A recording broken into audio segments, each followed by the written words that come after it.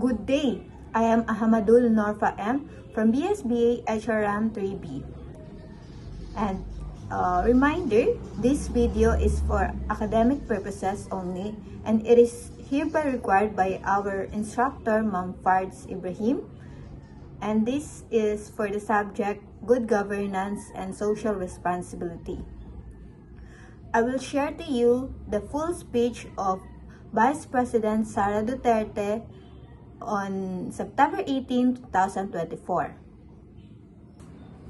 Mga kababayan, ladies and gentlemen, Assalamualaikum warahmatullahi wabarakatuh. Madayaw ug maayong adlaw kaninyong tanan. Magandang araw sa inyong lahat. The officials of the Office of the Vice President, as well as each and every one of our satellite office leads, were in receipt of a letter from the Chairman of the Committee on Good Government and Public Accountability, dated September 13, 2024, requesting our presence or that of our duly authorized representatives in today's initial deliberation with preliminary determination on privilege speech number 379. In view of the said letter, I am appearing before you today not only as the head of office, but more importantly, as the duly authorized representative of all officials of the OBP. Simply because we have not done anything wrong. There is no misuse of funds. If there are audit findings, we shall gladly respond to them before the Commission on Audit. And if there are legitimate cases to be filed, then we shall gladly respond to them before the appropriate courts. In relation to this, may I just say that I take notice of the opening speeches, and nasabi doon, there's a determination of misfeasance, nonfeasance, and malfeasance. And those are cases that should be properly taken in the courts of law. What we are witnessing now is no ordinary legislative inquiry. This exercise is a well-funded and coordinated with political attack. This much is evident from the very words of the privilege speech that prompted this inquiry. A speech that simply meant to say, do not vote for Sara in 2028. It is clear to me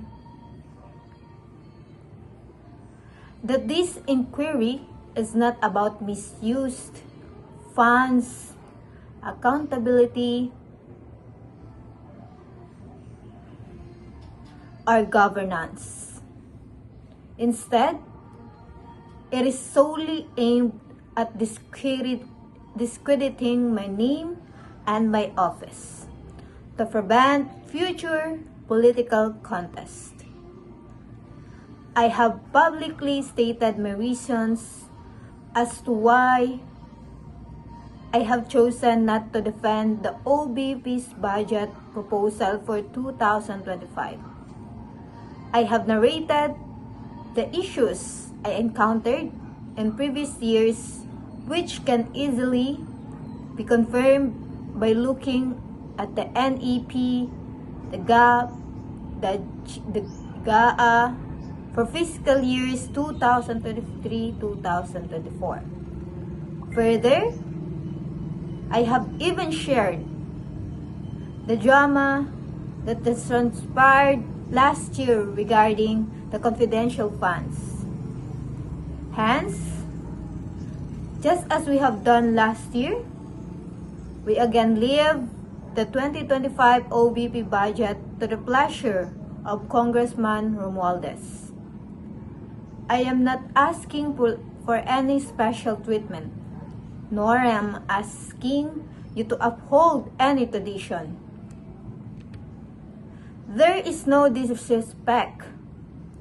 All I am saying is that you have the complete freedom to do whatever you wish to the OBP budget. If you feel that all the documentary submissions are not enough, then by all means, huwag kayo magbigay ng budget. Sa totoo lang, hindi naman ang budget ang punteriya ninyo. Dahil napakadali naman magtanggal ng budget. What you are trying to do is make a case for impeachment. Hindi naman ako kakandidato sa lalapit na doktor. Hindi ako namumulitika. Ang ginagawa ko lamang ay ang pagtupad sa aking oath of office at campaign platforms na trabaho. Edukasyon at mapayapang pamumuhay. Sinabi ko noon at ilang beses ko nang inulit na hindi ako ang problema ng bayan na ito.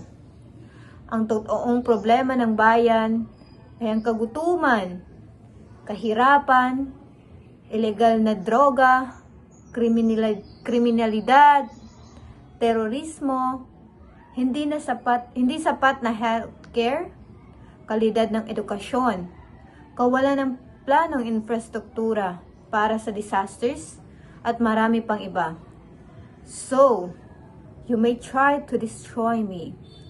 You can skin me alive, burn me, and throw my ashes to the wind. But let it be known, you will find me unbowed. I will continue to serve the Filipino people, no matter the personal cost or political intrigue. Having said that, I will not allow myself to be subjected to inquiry based on an anti-privilege speech just so you can attack me and do indirectly what you failed to do directly during the budget hearings.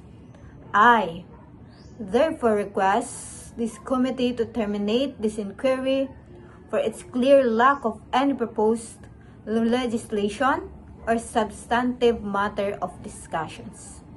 Shukran.